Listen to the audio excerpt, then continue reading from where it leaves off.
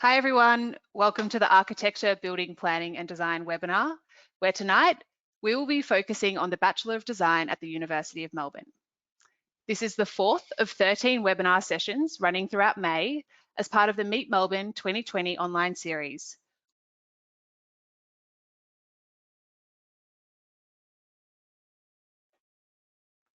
I think we might have lost For Fabian all undergraduate here. courses and disciplines available at We lost you briefly, Fabian. which is home to the Bachelor of Design at the I'm back. So my name is Fabian and I work for the Faculty of Architecture, Building and Planning, which is home to the Bachelor of Design at the University of Melbourne. And tonight, I have the pleasure of being your webinar moderator. In a moment, I will introduce you to our panel members, but before I do that, I'd like to make an acknowledgement to the traditional custodians of the land on which this seminar is being brought to you from.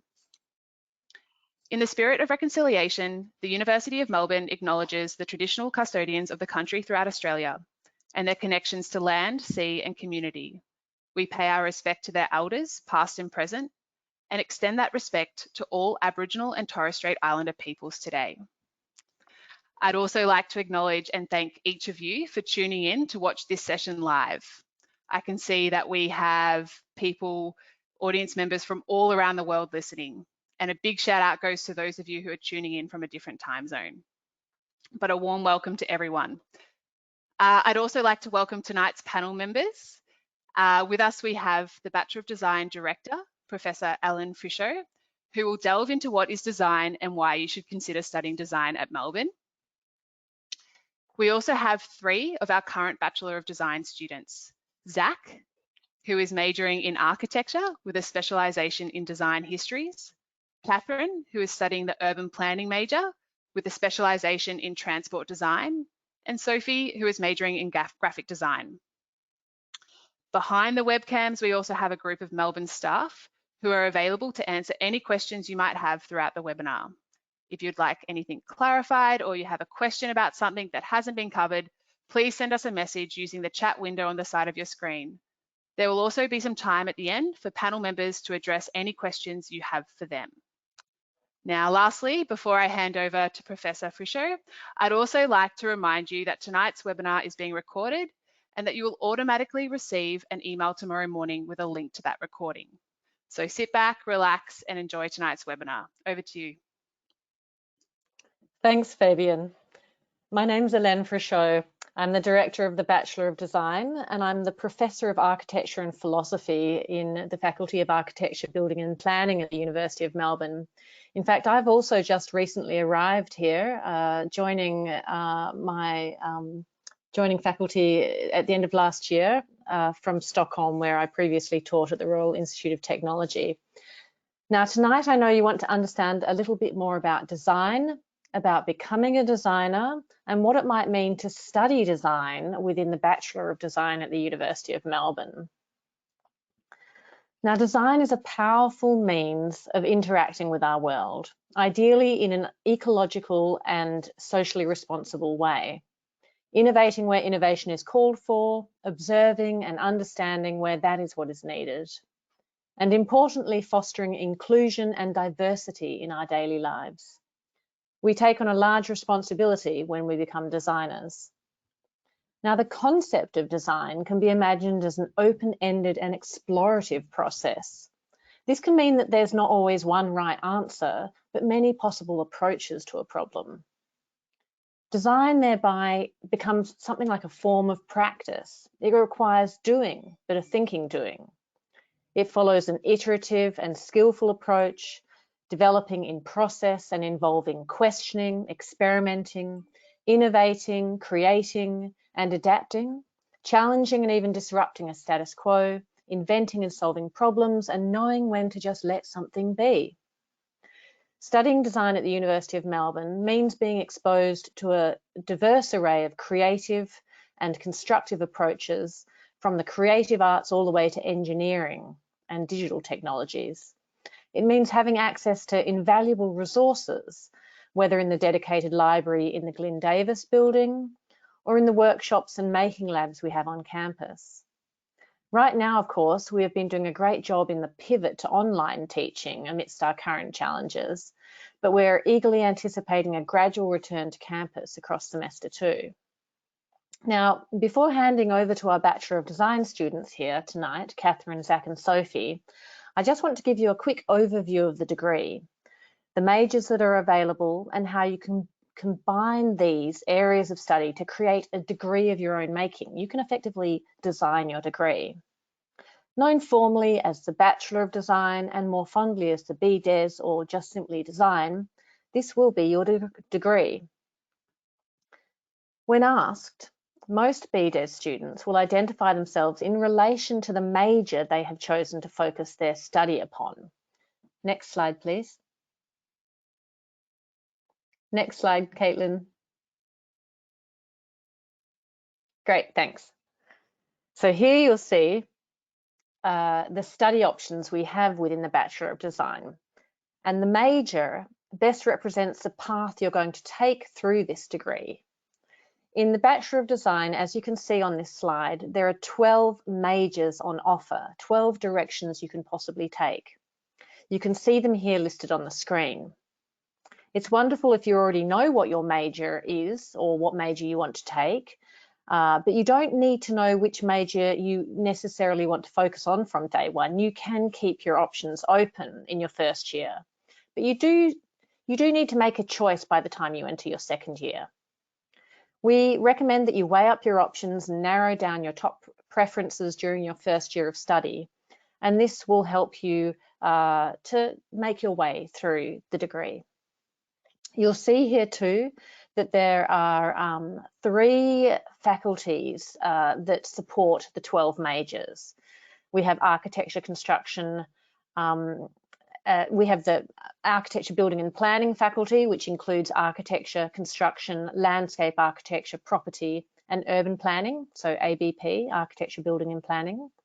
We have the faculty of engineering, which includes the pathways of civil systems, mechanical systems, spatial systems, digital technologies and computing. And finally, we have fine arts and music, also known as the VCA, which includes graphic design and performance design. Next slide, please. So here's a little bit about your study options. All students have to choose at least one major to graduate from the BDes, but depending on your interests, you can also choose to study 2 majors. This is known as a double major, which is not to be mistaken for a double degree. We don't do double degrees at the University of Melbourne. You also have the option to take a major and a minor, or else a major and a specialisation. So you see these series of options here. With each of these 4 options, you then add on electives and breadth subjects. Depending on the pathway you choose, not all combinations will be available, but if you choose to take a combination of studies, you will not need to extend the length of your degree. Approved combinations can be completed in the 3 years. If you like the look of a double major, we would highly recommend that you commence both study areas or pathways in the first semester of your first year, if you already have a strong attitude to what you want to do. If for one reason or another you don't wish to complete both majors after you've tested them out in first year, you can drop one of them and continue with a single major. Next slide, please. So here we see a standard Bachelor of Design sample course plan, which gives you a bit of a picture of what kind of work you'll be undertaking across the 3 years of your degree. This is a quite generic course plan, and when we hear from Catherine, Sophie and Zach, you'll hear a lot more detail when they describe the directions they've taken. But this is an example of a typical Bachelor of Design degree, planned out, outlining the 3 years it takes to complete the full degree. It shows the 2 standard semesters that you take per year, and then the breakdown of the different subjects that are required to graduate. I'll give you a moment to take it in. Now, you might have begun to notice that there are 4 types of subjects as highlighted by the different colours. The light blue subjects are the subjects that lead into a major. The dark blue subjects are major subjects. So you see the focus really comes into a particular point of, concentration once you hit year 3. The yellow subjects are design elective subjects, and the green subjects are breadth subjects. More on them a little further on. To graduate the Bachelor of Design across these suite of subjects, you need to complete 300 credit points. Next slide, please.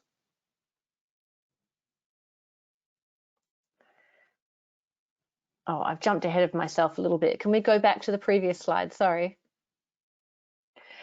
Typically, students will complete 50 points per semester, and that equates to 4 subjects. Or you'll complete 100 points a year, and that equates to 8 subjects. International students are required to study full-time, which means you must complete their 300 points of the degree within 3 years. Local students, on the other hand, can reduce their study load depending on their need and spread out their subjects over a time frame of between 3 to 7 years. Though we usually find that most local students want to finish up in 3 years. Now, subjects leading to a major and the major subjects themselves are compulsory and will differ depending on the major you choose. You can see major related subjects from semester 1, year 1 already being identified, subjects leading to a major. Design electives are subjects from the other majors within design that are not part of your major. For example, a student majoring in graphic design might take their design elective in another pathway, such as digital technologies. Now, breadth subjects look a little different. They're the green subjects at the end of this chart. Breadth subjects aren't taken from within the Bachelor of Design. Instead, you choose these breadth subjects from elsewhere across the university. You can go and look for a breadth subject in commerce or in science or in arts, for instance. Okay, now we're going to move to the next slide and look at the architecture major. So here's the architecture major, and this gives you an idea of what it will mean if you decide on architecture as your main pathway through the degree. This is a standard sample course plan for architecture, where architecture is taken as a single major.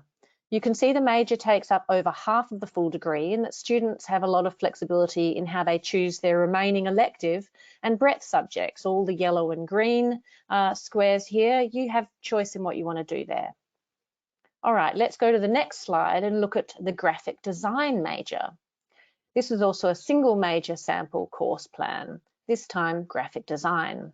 And again, you can see a lot of flexibility to choose your electives and your breadth subjects according to your interests or where you want to develop your knowledge base.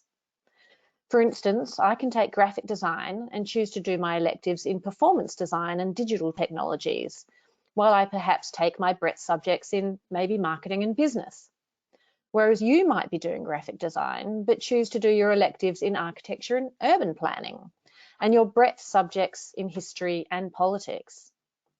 It's the same major, but we graduate with a different degree. So you begin to see how you can design your own degree. And this is a unique and key attribute of the Bachelor of Design, that you're able to do this, becoming designers in designing your very own pathway through your degree. Okay, now let's look at what it might mean to undertake what's called a double major. And we'll go to the next slide and look at a very popular double major, which is the architecture and construction double major. Now this one, because it's a double major, is a little bit more fixed and structured because you're getting through a lot more core material that's required.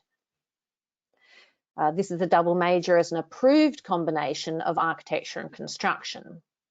Blue subjects are compulsory to the architecture major and red subjects are compulsory to the construction major.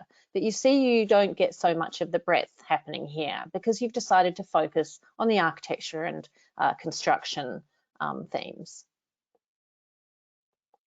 And again, to complete this double major, all you need is that 300 credit points. But it does mean dedicating much of your elective and breadth material into this field of architecture and construction. All right, now let's go to the next slide and look at a graphic design major with a digital technologies minor. So now we go from having a double major to having a major and a minor as your pathway through the Bachelor of Design. You can take a minor in 11 of the 12 study areas available as the Bachelor of Design. Mechanical systems is the only study area that can't be taken as a minor. This sample course plan is an example of a major in graphic design with a minor in digital technologies. You will see that in this instance, a student is required to take 4 of their elective subjects to complete a minor in digital technologies, but they still have flexibility with the remaining credits. All right, now let's look at another way of making your progress through the degree, and let's look at specializations. Specializations are unique to the Bachelor of Design and offer an exciting addition to a major. The 7 specializations are areas that the teaching faculties have expertise in and relate to some of the research produced by our teaching academics. So this produces a very important connection between teaching and research, which I think makes the degree very dynamic and adds excitement to it. Specializations are a short sequence of subjects that focus on particular themes across multiple disciplines. The subjects are complementary to the majors in design, but don't form any of the existing majors. Okay, let's move on to the next slide and look at an architecture major and a transport design specialization to give you a bit of a better understanding of what I'm talking about. You'll see the purple subjects in the final semester of 3rd year. This indicates the subjects required to graduate with a major in architecture and a specialization in transport design. So this is yet another way of organizing your degree. Okay, and let's go to the next slide. Of course, I understand that this has been a lot to take in, and I hope I've been able to convey to you how much can be accomplished within one degree and how much you can tailor and design your own interests and strength into the degree you choose to create. If there's one thing I'd like you to take away from the overview I've just provided, it's that it's important to research all your options in advance. But at the same time, it's not vital for you to know exactly what you want to do from day one. You can experience the degree as you move into it and understand a little bit better as you go along. We also have staff who can assist you to enroll in the correct subjects, to help you keep your options open, to help you explore a number of majors, or to keep you on track with the structure of a double major or a combination of studies. So we have a lot of support here for you. If you feel the need to explore the sample course plans further, you can visit the What Will I Study section of the study website to compare single majors, double majors, a major and a minor, and different specializations that are available. I'd also like to point out a few additional key things about entry and the next steps before I hand over to the students. What you need to understand about this degree is that we don't have a portfolio requirement for entry. We don't ask you for a personal statement, and we won't do an interview. We look entirely at your academic results. You can visit the entry requirements section of the study website to check the minimum scores required for entry. Lastly, I don't want you to overwhelm yourself with the graduate pathways, but it is worth exploring your next steps and considering what you might do after the Bachelor of Design. Because once you finish your Bachelor of Design, you could, for instance, go straight out into the workforce, which is a great option. But for many, you might choose to continue your studies at graduate level to meet the academic requirements for accreditation. For instance, to become an accredited architect, you must complete a 2-year Master of Architecture and then go on to do the professional accreditation. And it's the same for engineering. A 2-year Master of Engineering is required to then achieve professional recognition. You can visit Where Will This Take Me to start your research. Okay, that's it from me now. And I'm going to hand back to Fabian, who's going to introduce you to our 3 Bachelor of Design students. Just had to remind myself to take myself off mute. Thanks, Ellen. That's really fabulous. I'm going to hand over to Zach, who is our architecture major student specialising in design histories. And he's going to talk you through his Melbourne experience. Thanks, Zach. Thanks, Fabian. So I guess leading off Helen's talk, that one of the things that drew me to the degree specifically was the diversity of the degree itself. So not just in terms of the types of outcomes you can get through the degree, depending on your major and your specializations, but also even how you can personalize the degree structure to yourself. So I guess I'll give you an anecdotal run through of my experience through the degree, why I did it and my experiences of it, and a bit of an outline of what it's like to study architecture through the University of Melbourne. One of the things that drew me into the degree at Melbourne specifically was I've always kind of wanted to study design, but on top of that, I've also wanted to study a language as well. So before I dive into design, I guess it would be valuable to kind of jump into why I wanted to do it at Melbourne. And one of the reasons for that was I wanted to take on the challenge of studying Chinese. So the breadth model at Melbourne has allowed me to kind of complement the design degree and have be able to study Chinese on the side of that and integrate it with my degree as well. So it's not like you're making choices between, am I only studying design? Is this my only pathway? There is a whole variant outcome of other subjects you can study, just as Helen was going through. So that's been really valuable in guiding the rest of my design degree specifically.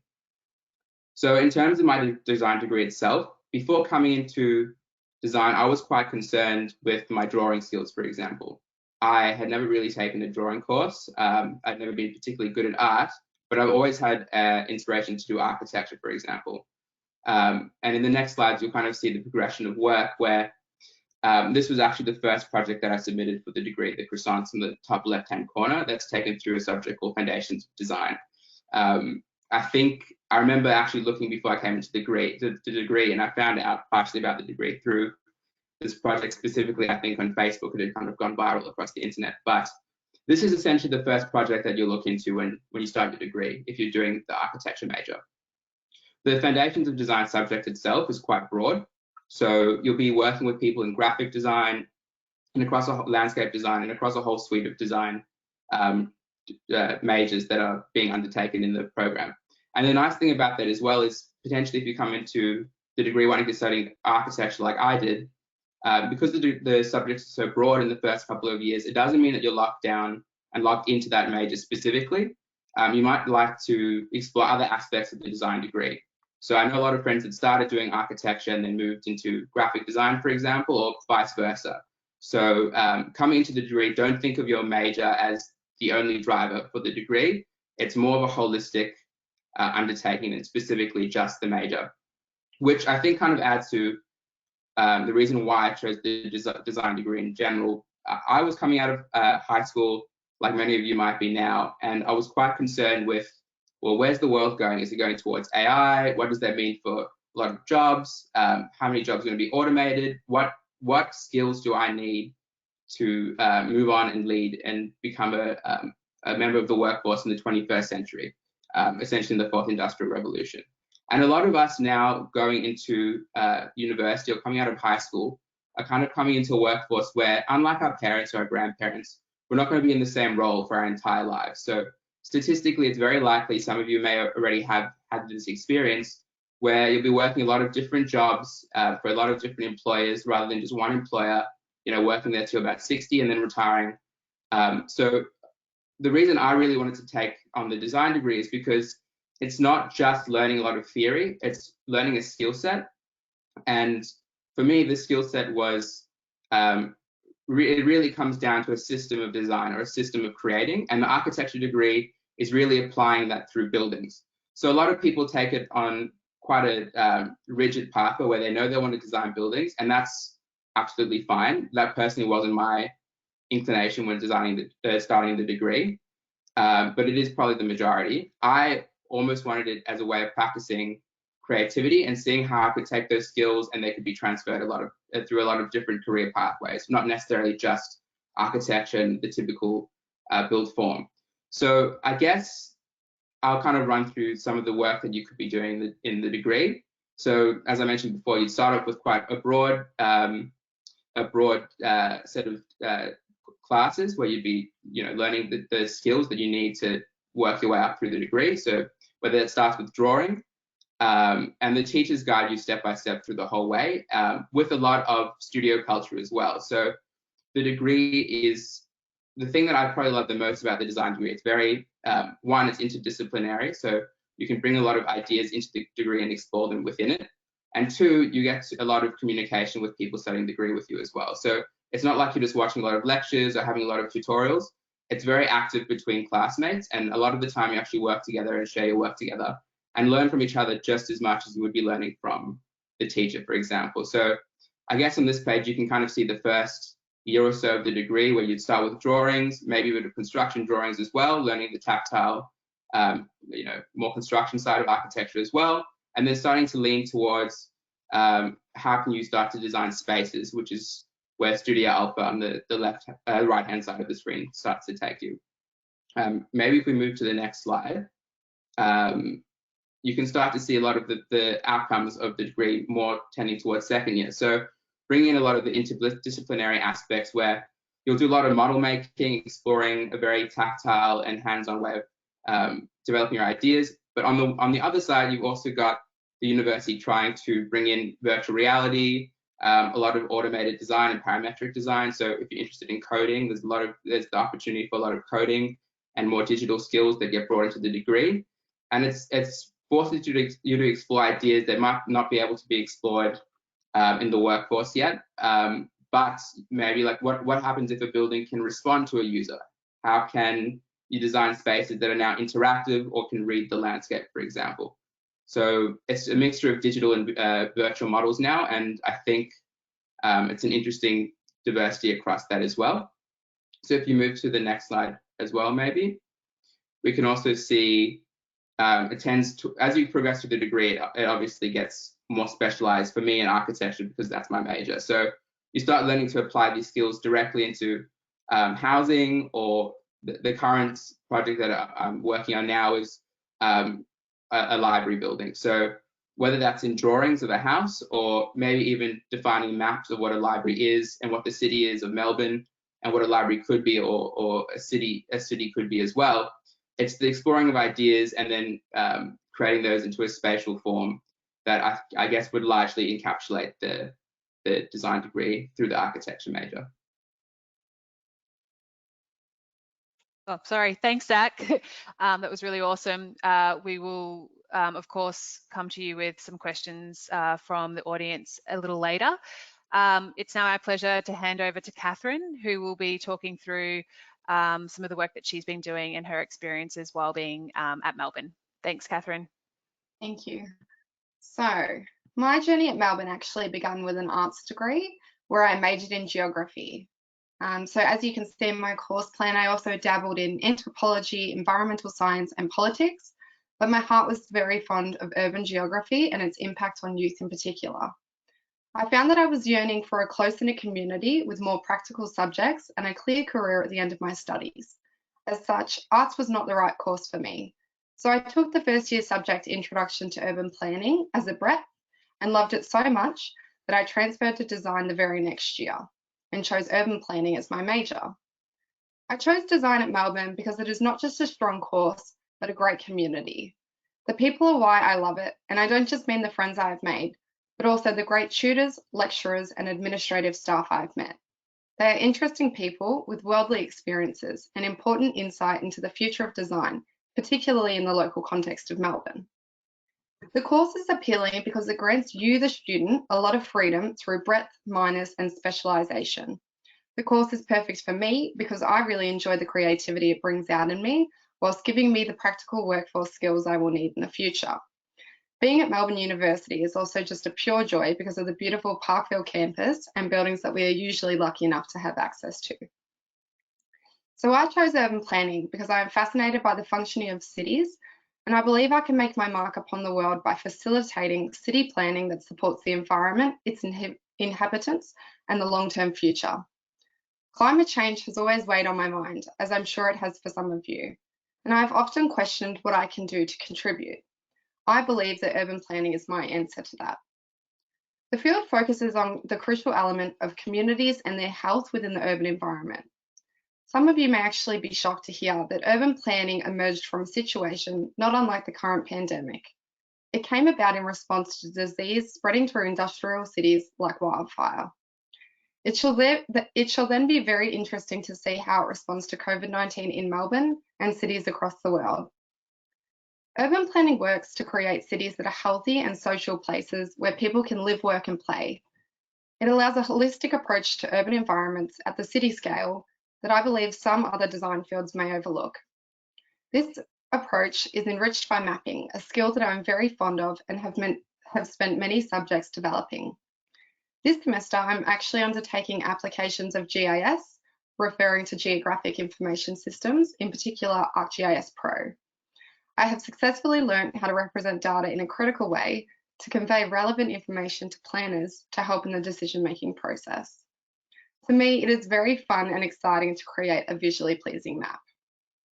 In my third year, I will complete the transport design specialisation, as you can see on my course plan, an element that is unique to design at Melbourne. Through specialisation, I hope to learn how I can help improve Melbourne's public transport and how we can use technology to enhance the environment. So my course plan is quite a mix and match of different subjects. I deliberately took this approach to my degree to learn about a variety of different design fields beyond urban planning. If we could just go to the next slide, please. In my first year of design, I took 2 construction subjects, understanding the built environment and environmental building systems, as electives. These subjects helped me to understand the building scale within a city and how buildings impact upon the urban environment. By learning how to conduct site visits and draw site plans and other similar documents, I gained valuable workforce skills that may one day help me perform better within my own field. And if we could just go to the next slide, please. One of my favourite core urban planning subjects has been the second year subject, Urban Design for People and Places. As you can see, we did a case study on Footscray and worked in groups to come up with innovative ways of improving public space in the suburb. I had a lot of fun in my classes and learned how to use Adobe Illustrator for mapping. And so referring back to my course plan, I used my breadth subjects sparingly as I only had a few left after my arts credits. In first year, I took environmental rights and responsibilities, an arts law subject that taught me about local and global policy regarding the environment, a very interesting topic domestically. This year, I'm taking public policy making, an arts politics subject that is helping me to better understand what good policy is and how to design it. Both subjects build on my personal interests, but they also complement my course, guiding my own critical perspective of urban planning. Next slide, please. So one of my favourite experiences as Melbourne has actually been the Green Impact program run by the Sustainable Campus team. The program brings facilities and departments together with student project assistants to implement sustainable actions in office spaces. This is guided by an online toolkit and an accreditation program whereby you either achieve bronze, silver or gold. I have been a part of the program since my first year in arts. Initially, I was with the Asia Link office and the team was very small, our changes were modest, but I met some great girls who taught me how to work as a team. Last year, I was with a Sustainable Campus team called the Bedford Busy Bees. I took charge of the students, meeting 2 guys from different master's programs, and it was great to learn about their ideas, which were so grounded in their studies. We did a lot in the office, and as you can see on the slide, there's a couple of photos from things that we did. So we ran a clothes swap, planted some strawberries for the office to share, composted, and a lot more. I even started a blog to encourage a wider audience in the office to engage with issues regarding sustainability and its practical benefits. Once I have graduated, I plan to complete my Masters of Urban Planning at Melbourne so that I can become a fully accredited urban planner. I really hope to work on many great projects across lots of different organisations in numerous interesting cities. I would, however, love to work for a local council first to create real change for local Melbourne communities, as that is something incredibly important to me. Ideally, the work I do during my entire career will be for the benefit of communities and the natural environment, because these are things I believe cities should nurture. That's all from me today, but thank you for listening to me, and I hope I've provided you with some useful insight into urban planning and design at Melbourne. Thank you very much, Catherine. That was awesome. Sophie, you're up next. Tell us about graphic design and some of the awesome experience. Hi, everyone. I hope you guys are enjoying the presentation. I'm Sophie and I'm a third year graphic design student at Melbourne Uni. So my chosen major is obviously graphic design. So if we could have the next slide, please. I chose Melbourne because when I finished school, like a lot of year 12 students, I didn't know exactly what I wanted to do. So I'm originally from Adelaide. A lot of the options presented to me within my home state required me to kind of move quite specialist quite early, which I didn't really feel comfortable with because I had no idea how I wanted to apply my creative skills. And like everybody has mentioned earlier, the beauty of the Melbourne design degree allows you to kind of feel your way through areas of interest before, I guess, locking down into a chosen area of study. So once first year was over, I had a strong passion for graphic design that had kind of emerged throughout the year. And so that's where my journey began. If we could have the next slide, please. So the graphic design experience at Melbourne Uni, for those of you who are interested, it strongly correlates quite strongly to the fine arts. So a lot of the subjects taken are actually over at the Victorian College of the Arts, which has recently been renovated into a beautiful campus, which you will all be lucky enough to experience if that's what you choose. First and second year, like most majors, is quite foundational. There's a lot of art history focus in graphic design, and that theory is there to inform your design choices as you apply those to your studios. So in the studios, there's a nice balance between technical skill building. A lot of that is to do with the Adobe suite, but also developing your familiarity with a lot of the analog processes. So that can be film photography, typesetting, a lot of analog printing techniques. And obviously you've got your breadths if your majors allow for that space. And in my second year, I actually spent 6 months abroad. So that's also an option within all degrees at Melbourne Uni. You can undertake some time overseas if that's what you would like to do. So I went over to the UK and completed some studios there. And third year, which is where I currently am, is in my opinion where the magic kind of really sets in and you're able to work and apply a lot of the foundation knowledge, work on briefs that are more centric to what you would expect in the workforce. And the Melbourne School of Design also offers an internship subject, which I am also currently undertaking and have had the opportunity to work for an organisation. So if we could just get the next slide, which is my study plan, which now you guys have seen a fair few of these ones. So here, obviously, you can see the subjects that I've taken that have kind of built up to my major. But I'd really like to highlight here how the electives have created a beautiful experience that has been quite holistic and great for preparing you for when you kind of move into the workspace. So I've been able to take business subjects, so you can see marketing there and management, which were at the Melbourne Business School. And then I also took a performance design elective and some languages before heading over to Europe. And then I did my time abroad where I worked in, did an internship alongside that in Glasgow and spent time at the University of Edinburgh. So this is well and good to view in tabular format, but if we could just get the next slide. This is really what my experiences look like. So you've got the analog chaos and a lot of the workspace and, you know, creating all sorts of work both digitally and by hand. And then you've got the next slide, please. This is some photos from my time abroad in the UK doing some intern work. I'll just add that the image on the left is purposely supposed to be a bad 1980s Christmas card that we sent the studio that supported our mentorship with some students who I worked alongside in the mentor program. And then if we could get the next slide, please. This is, we went over to Glasgow and did some work pitching with O Street, who have offices based in London, Glasgow and Denver. So they helped us kind of develop some of our projects that we worked on while I was overseas. And then next slide, please.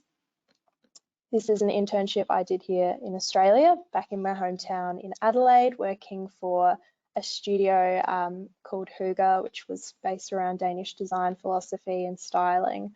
So that wasn't necessarily centric to graphic design, but that I guess that goes to show that the application of knowledge you learn in your degree gives you a broader opportunity to move into the workforce, you know, just feel your way through.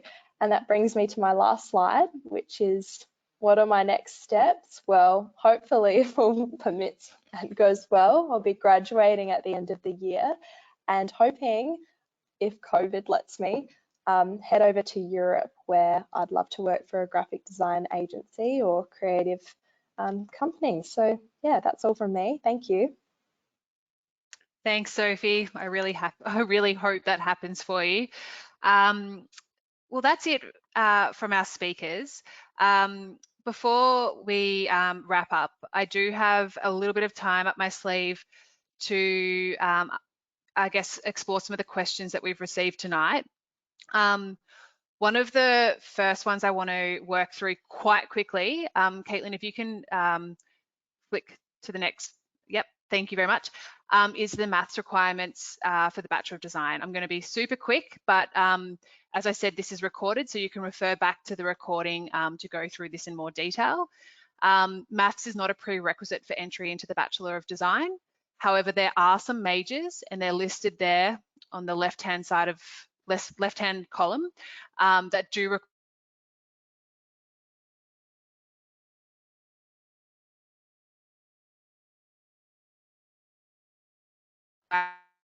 maths, and they're the majors that you would expect. If one of those major is of interest to you and you do not have maths, there are bridging programs that you can take, and they are on the next slide. I won't go into detail because we have included links where you'll be able to refer to that information. And you can certainly ask further questions through the study website if you need clarification about any of that information. So if we can go back to slide 23, I'm actually going to hand over to the students. I think maybe Zach or Sophie, you might be best placed to answer this question. But one of the popular questions tonight was around the studio culture and what that is like for a design student. Zach, do you want to quickly talk about the studio culture in the architecture major, and then maybe Sophie, you can take it up from there. Brilliant, yeah. I think the studio culture in architecture is probably my favorite thing about the degree. I've got a lot of friends doing other degrees at the University of Melbourne, and a lot of the time they end up asking, oh, how do you get to connect with so many people doing a degree? Like, and a lot of the time it's because I guess the nature of the degree itself kind of almost drives people to work collaboratively in class, and that's fostered. So your tutor a lot of the time, even now online in some of our Zoom studios, will kind of put everyone into breakout rooms. Everyone will look at each other's work, discuss it, share ideas, collaborate, and a lot of the time that collaboration extends out of the class as well. So it's not just like, you meet people in the classes and you gain friends and partners, but a lot of the time that drifts outside. So a lot of people that I met in my first year that I'm not in classes with anymore necessarily, I still work with outside or in the design building when we're there. I'll hopefully get back soon. And it's really, really valuable experience, and I'm sure a lot of those connections will extend out of uni and into the workforce, and however long they last as well. Totally. What about you, Sophie? Anything to add about the studio culture? I definitely echo what Zach has said, but I'll also just add that not only is it the relationships that are fostered between students that are great, especially in graphic design, we work very closely with our tutors who, simultaneous to teaching, often working out in the field. And now in third year, it's not uncommon for the students to get emails where we've got live briefs coming through, and it's almost working as though you would in an agency. And there's just great opportunities like that that arise that translate and replicate what is already out there in the workforce if you were to work for a studio. That's really cool. Thanks for that. One of the other questions that have come through, and I get this a lot from prospective students, is around laptop requirements for design students, and in this instance for urban planning students. I don't want to go into too much detail, but can you just quickly explain to students if there's any specifications that you think are a must? Sophie, you can start, and then we'll go Catherine, Zach. No worries. Yeah, it really depends on your chosen major. Obviously, the software in architecture, which I'd taken a subject for, requires a little bit more of a meatier machine. But with that being said, I'd say, you know, I've gotten by with a what is that? A MacBook Air. I'm just looking at it right now. And yeah, I kind of had the same fear in first year. I was kind of like, oh, do I have to fork out $3,000 to, you know, have the best and fastest computer? But with that being said, I'd like to assure students that the campuses also have computers that you can access, hoping that we can all get on campus soon, that, you know, can cater to those needs if you feel that you don't have the correct laptop, which I'm sure if you went to any computer store, you just explain, and usually they're pretty helpful. Yep. Catherine, anything to add? I would just say for urban planning, for the particular subject that I'm doing this semester, applications of GIS, it is helpful to have a laptop that runs Windows. But saying that, I actually also have a MacBook Air, and I've managed to get around that by I live in a place that also has a desktop computer. So there are other solutions as long as you've got options, and especially like Sophie said, when campus is open, you can always use the computers there. So yeah, I also considered buying a new laptop just for this subject, but you really don't need to. There's lots of ways around it. Good one. Zach, anything to add? Not much to add, just echoing Sophie Cool. and Catherine's points. I think if people are considering doing architecture, definitely get something that can run Windows, but there are ways to get around that, and ways you can run Windows on Macs if you have that as well. So definitely not Perfect. a requirement. We have a couple of minutes. I know it's after 6:45, but I've been given to 6:50. So if you are still with us, I just wanted to touch on exchange. At the moment, everything's up in the air, and we don't have any, I guess, detailed information about what it might look like this semester, or sorry, in semester 2 or the following year. But exchange is usually available to all undergraduate students. You can take 6 months or 12 months. The University of Melbourne has incredible partnerships all around the world. One of the great things about being a Melbourne Uni student is that you do have a lot of opportunities, and more often than not at a preferred university overseas. We also offer short-term exchange, which is usually during a winter or a summer period. There are some other traveling subjects a part of the degree. As I said, everything is on hold at the moment due to COVID, but as soon as we're allowed, those partnerships will be just as strong, and those opportunities will also be available to you. I'd highly recommend going to the website and punching in Overseas Exchange, University of Melbourne. There is a lot of information that you can explore now, just to look at what your options would usually be. One last thing, Helen, I would just wondering, what are your thoughts about the future of architecture and planning? What are the forecasts in the next 20 years I've got here? But what do you sort of envisage for the built environment, architecture, urban planning, in terms of jobs, opportunities? Okay, well, Fabian, that's a big and very challenging question to ask, and I can talk about my own hopes for, you know, the disciplines such as architecture and urban planning, both of which have such a profound impact on how we compose our cities. And, you know, it's true, I think what Catherine was saying, amidst our current crisis, we're going to see a lot of interesting transformations into the future about how we occupy space together and how we care for each other in space. And I suppose my aspiration would be that, you know, the design disciplines do look to these environmental and social concerns and see what opportunities there are there. But it's hard to tell. I mean, the great thing about design is that it does lend itself to a diversity of different occupations, and or else, you know, you can come right back through university and undertake research and, you know, find more things back in the academy as well. Absolutely. It's up to you what you create, basically, I think. Yep. Well, I've gone well over time. So that's it for tonight. Thank you again for tuning in and listening to the Architecture, Building, Planning and Design webinar. I'd like to wholeheartedly thank our panel members tonight. We really appreciate your insights and for sharing your experiences with us. We hope we did answer a lot of your questions. I'm sure you have others. If you do have something that is pressing, you can use the link available on the screen at the moment to submit an inquiry, and one of our staff will be able to get back to you as soon as possible. You can also find a lot of detailed information online about the course, the entry requirements, how to apply, and all of those amazing opportunities that we talked about tonight. So I really do encourage you to do your research and explore all the wonderful things the University of Melbourne has to offer. We hope to see you on campus soon.